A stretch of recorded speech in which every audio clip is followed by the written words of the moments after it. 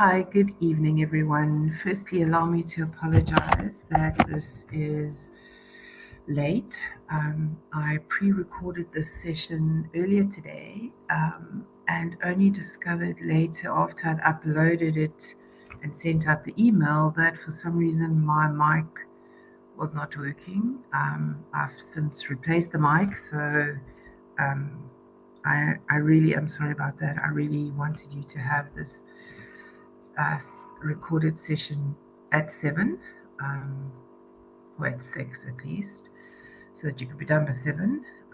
Anyway, my apologies for that. Um, so I hope you've had a good long weekend and that you've managed to spend some time with your family and loved ones. I hope you didn't eat too many chocolates. Yeah, it's the one time in the year that you can eat chocolate and it doesn't count. See, it doesn't matter how many you eat. But I hope you did have a good rest. I hope you did take some time out for yourself and that you weren't just spending all of your time on catching up on your studies and assignments and ICE tasks. So, yeah, shame. But I have so let me get to tonight's recording so that I can send it to you, that you can start listening. So tonight we're going to take a look at two philosophies, continental philosophy and the African philosophy. Both of them a little bit more exciting to me, I think, than the classical philosophies that we've done. Although, if you really unpack all the philosophies, they kind of all stem from basic realism or basic idealism, I suppose. But so the continental philosophies came into being in the mid-20th century on the European continent. I remember last week I said to the analytic philosophy is British and American based or originated. So the continental philosophies originated in Europe. They were mostly French and German, and the approaches or the philosophies of phenomenology, existentialism, hermeneutics, structuralism, post-structuralism, and critical theory. We're only going to look at phenomenology, hermeneutics, and critical theory. I think they're included in this module because they connect better with education, or they have more education-related principles than the others. So continental philosophy enables one to understand how social structures and practices are informed by particular cultural histories and traditions. So the goal of continental philosophy is to challenge familiar ways of thinking in order to enable a heightened mode of thinking and acting. So central importance for continental philosophies is that it's transformative. Um, these philosophies seek to enable change in what is possible and not simply just adding a new possibility to old ones. So it's a lot of unpacking of the status quo and then wanting to change it for better. And if we look at the importance of applying continental philosophy in higher education, specifically within the South African context that has undergone significant changes over the past 10 years. So experiences of cognitive dissonance, confusion, and negativity during the period of change taking place in higher education in South Africa have called for higher education to be engaged with um, thoughtfully and thoughtful and critical philosophies, which continental philosophies fit right in there. Education in a country like South Africa, with its history of colonialism, segregation, elitism, and where centuries of racially biased economic exploitation have left many people um, deprived of meaningful educational opportunities. And this does not occur within an intellectual, social, cultural, or even a political vacuum. So all sectors of education are contested, and the outcomes of the struggles over what education is and what it should be have much to do with power and interest and difference. Differences that are held deeply within our belief system. So within the last 20 years, one of the most profound changes to take place in contemporary South African society is the influx of people and ideas from the African continent. And this has been further fueled by recent transformations in legislation governing immigration. So higher education, like all other educational sectors, have been profoundly influenced as well as transformed by these changes. And both the continental and African philosophies are definitely giving us powerful elements or powerful principles, relevant principles that we can use in our lecturing here in South Africa. So let's take a look then at the three continental philosophies that we're going to be looking at. The first one is phenomenology. And if you were to incorporate phenomenology into your lecturing, then it would involve adopting a student-centered approach. And you'll see next week we're going to take a look at two other student-centered approaches. But phenomenology is also one of them. This approach also emphasizes the subjective experiences and perceptions and meanings. So phenomenology encourages educators to focus on how your students are interpreting and understanding their world, rather than you imposing predefined concepts on them. So let's then take a look at how the philosophy of phenomenology can be applied in the education system to improve the learning process. There are seven elements that I've taken out of this philosophy, I think, that would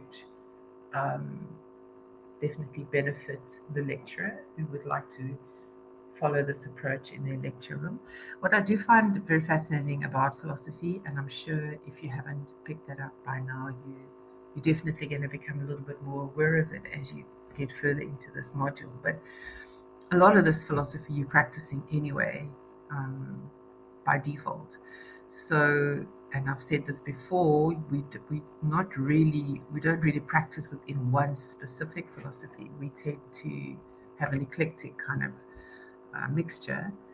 But I'm sure, once you start looking at various elements, you'll start seeing, yes, I do that, and yes, I do that. And so that is phenomenology, or that is hermeneutics. You never really gave it a name before. So, yeah, that's what I enjoy about philosophy. Right, then let's take a look then at the 7 principles that you can apply within your lecture room that belong to the approach of phenomenology. First of all, you would encourage your students to reflect on their own experiences and perspectives. So you would, in a lecture room, there would be a lot of discussions, a lot of debating, a lot of you as the lecturer using prompts. So you find that you become more tuned into what your students are saying, and you're not focused on what you want them to say, but you focus on what they are saying. And so then you use those prompts and you start unpacking that and discussing it, unpacking their assumptions. And also encouraging your students to journal, which also helps them to explore their subjective viewpoints. You would obviously also incorporate real life examples that resonate with your students' lived experiences, which then just make the more abstract concepts of your module a little bit more relatable. Something I do start of every single lecture that I have with my students is I give them, it's easy because I lecture Bachelor of Education students, so I give them a real life situation that has and that could happen in a school day, and I just give it to them. I just say, this is the scenario. You are the teacher. You're the principal. You're the head of department. You're the parent. You're the child in the scenario. Unpack it for me. Tell me what is happening. How do you see it playing out? How do you see it ending? And then with that, I listen for the hooks or for the connection to what I actually want to explain to them. And I find, it really just helps them to make it more relatable. Also for phenomenology, you would first foster an open and inclusive classroom atmosphere where your students feel completely comfortable to express their thoughts and opinions without any judgment. So again, you would use active listening techniques. Listen to your students, and by doing that, you validate them. You validate their experiences, and you show them respect for their uniqueness. You would also um, facilitate meaningful discussions that delve into the more underlying meanings of their experiences and their interpretations of experiences. You would encourage your students to question assumptions, challenge preconceived notions, and explore alternative perspectives and debates. I, I used to love when I was teaching. I used to love doing fractured fairy tales. I don't know if any of you have heard of that. Maybe if you don't come from a teaching background, or maybe you have. But where you take a fairy tale that has been told over and over and over for centuries from one person's perspective, and you ask your students to retell the fairy tale from another person in the story from their perspective. So, for example, Little Red Riding Hood, you get your students to tell the story as if the big bad wolf was the protagonist and not the baddie, and tell his story. You know, why did he do what he did? Who was he? Where did he come from? What was his life story? It's so fascinating to hear how you can get different perspectives of the same thing, and it just makes it's the same story. It has exactly the same outcome, yet the perspective is different, and it just makes students a little bit more aware of the fact that given the same narrative or the same experience, there are so many different perspectives on that. And then you would also use experiential learning activities, which is not always practical. Obviously, if you're working with large groups of students, but things like role play, divide them up and let them role play, act out. Today we're going to do this kind of concept. All right, this is you. You're in the real world. This is your job. Act it out. How are you going to act out, or how are you going to deal with this particular concept? So yeah, it is difficult, but try, from a phenomenological point of view, you would try and incorporate opportunities for your students to apply theoretical concepts to real world situations. Another principle of phenomenology is integrating reflective practices into your assignments, your assessments, um, just prompting your students to critically analyze their learning journey, analyze the insights that they've gained, um, and encourage them to connect with the course content, um, with within their broader social sphere as well. So it's not just, this is what we do in our classroom or in our lecture room, but we can apply this to all aspects of our life. The sixth principle, respecting diversity. So acknowledge and value the diversity of your students' backgrounds and their experiences, and incorporate diverse voices. And we think we do, and maybe you do it better maybe than what I do, but I'm still very aware of the dominant Western voice in my classroom. So um, I try to give other voices a chance, the space, and give them the confidence to voice. They don't become drowned with the dominant narrative that's in your lecture room. So it's a good thing um, to be aware of that dominant narrative and to maybe call them on it, and unpack it and say, but why are we always leaning towards this kind of like opinion or assumption? And then lastly, to regularly solicit feedback from your students, not just about their learning, but about your part in it. So you use this feedback then to refine your teaching strategies, which will then align more closely to their needs. And that is a big phenomenological principle, is reflection and redefining and doing things better. Yeah, different. So then really in a nutshell, by integrating the principles of phenomenology, you can create a more meaningful and enriching educational experience that honors your students' subjective experiences and will foster deeper learning and critical thinking skills. So that is phenomenology, and I think a lot of us are doing that anyway. So the next slide is the QR code for this quiz. But if it doesn't work, and at this stage, technology does not seem to be on my side, so if it doesn't work, I apologize again. It worked over the weekend when I tried all of this out. But if it doesn't work, the links have been saved under more resources, lecturers, aids, so you can access them there as well. These quizzes are, it's not an ICE, so if look, if you don't do it, you don't do it. I'm not going to make it compulsory, but um, it will really help you to understand these three philosophies, and also it'll give me an idea of where you're at, what you understand, and what you don't understand. Um, yes, so I'm not going to put a deadline or a due date on it. I'm also, even if you just show me that you attempt them, obviously the answers to the quiz I can download from Google Docs or Google Form.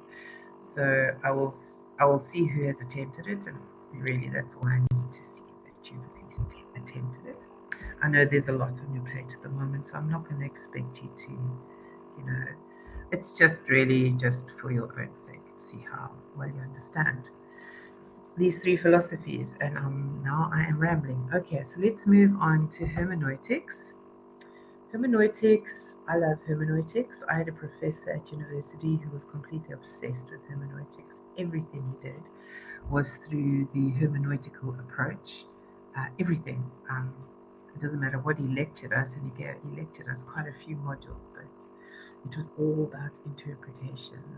Everything was about interpretation. And I find it quite fascinating because sometimes just a simple thing. I'll never forget our, one of our most amazing discussions in a lecture with him was he asked us, where does life begin? And um, yeah, I'm not going to go into detail. It was like an hour discussion, but our assumptions and our very, quick answers were not necessarily correct. And he, Socratic um, method works very well here, and he just kept asking until we figured out that we don't actually really know where life begins. But anyway, that's a discussion for another day. So the principles of hermeneutics in your classroom, you would focus on interpretation and understanding of text, of ideas, of cultural context. It's not text like written text, it could be anything. It could be an experience, it could be a story, a visual, something you've read, something you've seen, heard, whatever. So it's the interpretation and the understanding of that. So hermeneutics emphasizes the process of interpretation and the importance of the context in shaping that meaning. So if we have a look at principles of hermeneutics that would influence or that could be applied in the education system to improve your learning process, they would be, firstly, you would encourage your students to engage in close reading and analysis of text. So whether there are books that they're reading, whether there are historical documents, scientific papers, cultural artifacts, a movie, an experience, it really doesn't matter, but you would encourage them to analyze it. I'm talking now from a hermeneutical point of view. You would teach your students how to identify the key themes, any symbolism that's been used, and interpret the meaning thereof. Secondly, you would emphasize the importance of context in shaping interpretations and meanings. So you would help students to explore the background, the history, the cultural, the philosophical context, even everything that has influenced the creation of this particular text. You would discuss how different perspectives and worldviews can lead to a varied interpretation of exactly the same text, um, which Yeah, which sometimes in our lectures are, I think it also depends on what you're lecturing, but it's also very difficult to allow that kind of discussion. And sometimes, because the the dominant narrative is so dominant that your students battle to realize then that there are actually other perspectives. But if you keep on at it, um, they'll eventually develop that awareness of the diverse viewpoints. Then thirdly, hermeneutically, you would facilitate interdisciplinary discussions and connections within your teaching. So you would encourage your students to explore the influence that different disciplines have on the discipline that they're studying, or just within cross modules. And so you'd help your students to recognize the value of integrating multiple perspectives held by different disciplines or within different fields.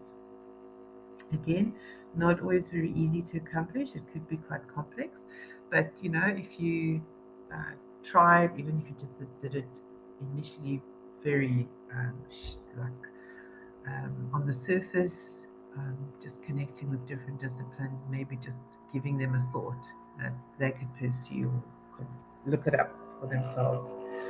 Um, you would also, if you were a hermeneutic lecturer, you would foster a classroom environment that promotes dialogue and debate and a lot of collaborative interpretation. So you would encourage your students to engage in meaningful discussions, relaying different viewpoints. You would kind of help them to develop an interpretive community. In other words, they come from diverse backgrounds and they are viewing the exact same text. How can they enrich one another's understanding of the text by reflecting on different interpretations? Then there's also in hermeneutics something called a hermeneutical spiral. Now, this is iterative learning. So, what this means is that you interpret text and everybody understands it in their way, and then you revisit it and you have different questions. You refine your interpretation, and then you go back and you internalize a different understanding. So, these feedback loops help or encourage your students to reflect on their own evolving interpretation of a text. And so you keep revising, so you're kind of like spiraling bigger and bigger. And that's also a nice practical thing to use in your lectures. And then lastly, you would promote ethical and culturally sensitive interpretation. So you would, obviously um, make your students aware of or sensitive to the interpretation and ethical concerns of other cultures, um, make them aware of the power dynamics of bias. So, and you would discuss strategies for engaging with diverse voices, so and challenging stereotypes.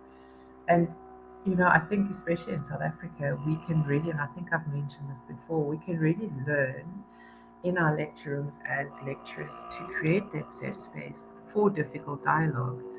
Um, because if we're not doing it there, it's definitely not happening in the workplace, and it's not happening at home. So somewhere we need to allow our students to be able to engage in difficult dialogue with one another in a safe place, and learn from it. What do we as Western people, Western culture do that oversteps the line in other cultures? And it's not about being right and wrong. It's just about being sensitive to difference. So these are the hermeneutical principles, and yeah, I think there's a lot of value in them. I do think, and I think my professor at university, he definitely, it can become a bit much. I think some things maybe you could just take on face value, but it definitely made me think differently about things at that stage. I mean, I was young, and you kind of think you've got it all together. Um, and to this day, I have that same questioning when I am told something, or when everybody else around me is saying something. I try not to just go with it. I try to kind of like process it differently, or look at it differently, put it that way. Ask people. So, What is your perspective? I must say that is all because of the way he lectured. All right, then this is the QR code for the hermeneutics quiz. So feel free to either attempt it here or to go and get the link saved under more resources. Okay, then moving on to critical theory. So critical theory is really just about questioning, challenging dominant ideologies, dominant power structures. So, and by doing that, promoting social justice, awareness amongst your students. So, it is analyzing power dynamics, analyzing inequalities, analyzing societal structures that shape our knowledge, um, and and challenging those that bring about inequalities. And we have a lot of those in South Africa. So this is definitely an approach. I think to a certain extent we're all using it already, but South African education can definitely benefit from more people that would actually kind of um, subscribe or buy into this kind of philosophy in their lecturing. So if we have a look at how this philosophy can be applied in education, there are 6 elements, I can't count tonight, 6 elements, or 6 principles really, that I would like to quickly mention to you. The first one is encouraging critical thinking. So students are encouraged to question the assumptions. Again, all these continental philosophies are about deeper understanding, deeper questioning, and not taking things at face value. So again, challenge the dominant narratives in your lecture room. Again, Socratic questioning can be used to prompt deeper reflection and analysis of what students are saying, or even just what the course material is saying. You know, if there's something in the textbook, question it. And just because it's in the textbook doesn't mean that you cannot question it. Secondly, introducing concepts related to power and privilege, oppression, relevant to your discipline. Encourage students to analyze how power operates in various contexts, including education. And we have a lot of that, so I don't think we even need to unpack or discuss or explore those. We know exactly what they are in South Africa, but it's good, as I said earlier, to create that safe place where your students are able to look at the social and power struggles that we have and highlight the impact they have on them as individuals differently and also on our communities.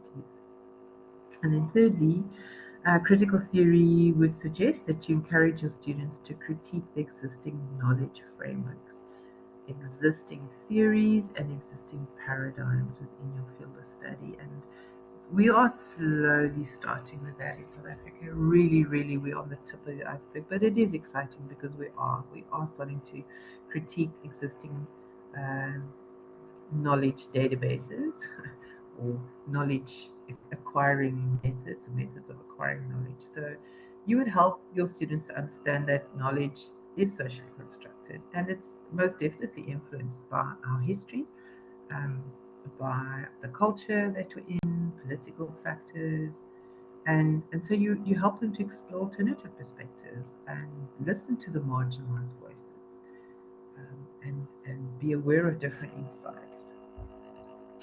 Try and move away from mainstream knowledge and look at other influences. Fourthly, you would incorporate discussions again and readings specifically on social justice, and us, yeah, specifically to South Africa. Again, not difficult to find. If we look at the amount of inequality we have here, gender discrimination, there's still a lot of racism, environmental justice, decolonization efforts, yeah, the list goes on. It's definitely, when it comes to social justice awareness, there's a lot. So you would encourage your students to reflect on their own position of privilege, um, those who have a position of privilege, and from there to responsibly address the social injustices that exist and to facilitate um, how they can make a change, how they can make a difference. You would also apply the principles of critical pedagogy by involving students in participatory learning activities. So get involved with activities that are addressing social injustices. Using inclusive teaching practices that obviously then value diverse perspectives.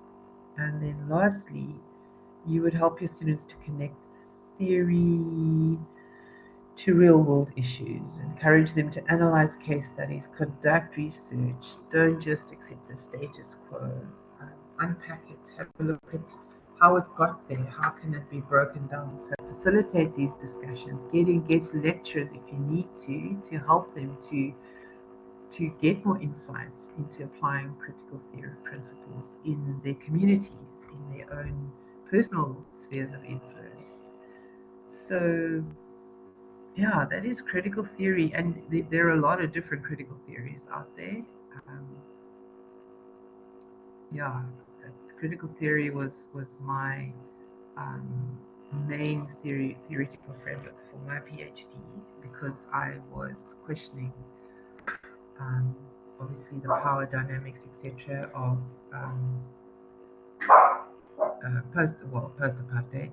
Apartheid is was the teaching at the time um, when 1994, and so it was a whole different ball game, going from inclusive white classroom to a diverse cultural classroom. And um, although we were the perpetrators of all the apartheid stuff that went on in our country, um, I never a clue what to do with my culturally diverse classroom, and so that was definitely my that sparked my interest to get that analyzed. And so that is then the end of critical theory. And this is the QR code for the quiz that you can again look at, or go to the link that's saved under more resources. And then lastly, African philosophy. African philosophy is something I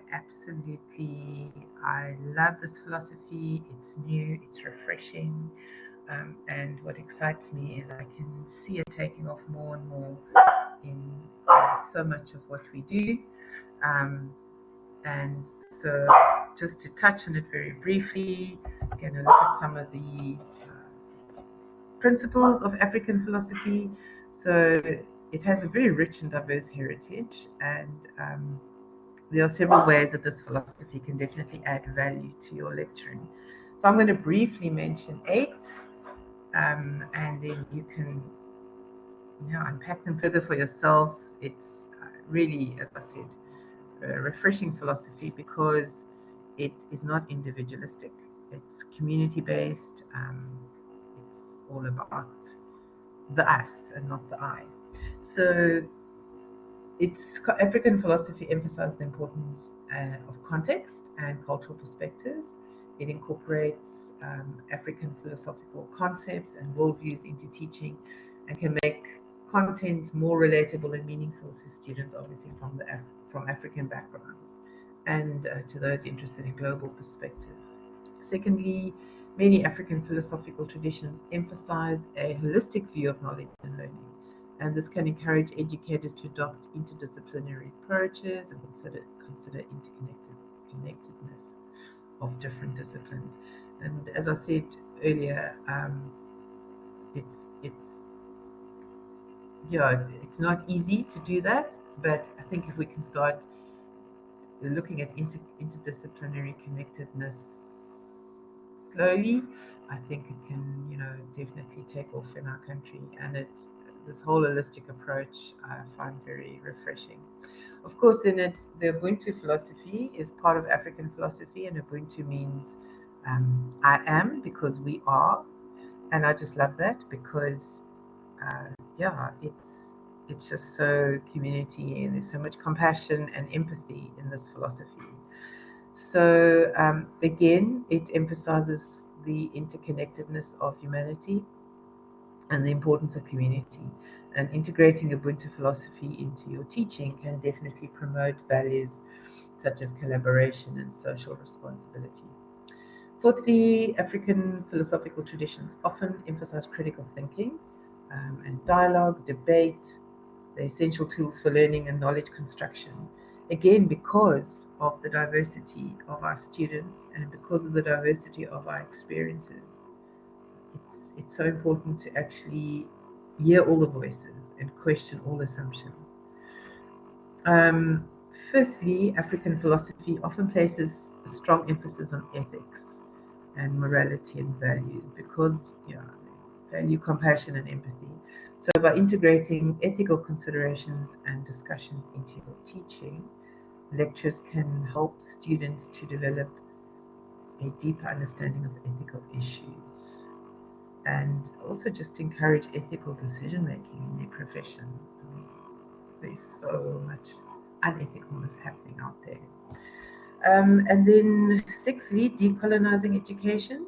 So, African philosophy plays a crucial role in the efforts to decolonize education by challenging Eurocentric perspectives and by promoting diverse intellectual traditions.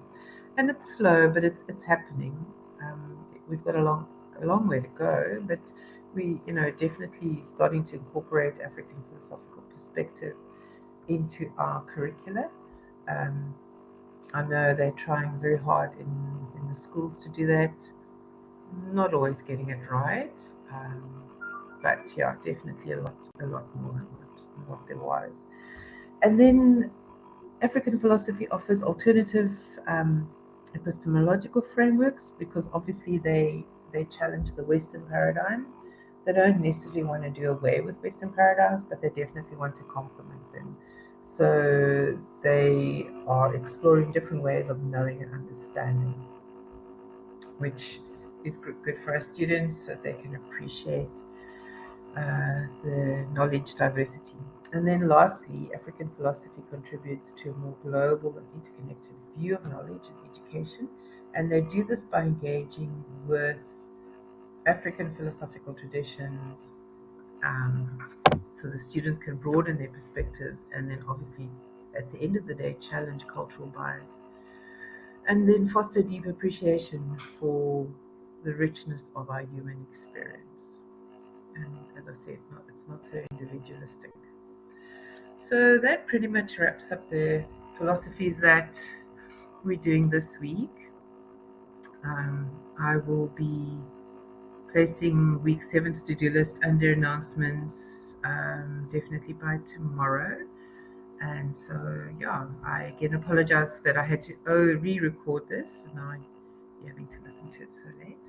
But have a great week further, and I look forward to our next live session on Monday next week.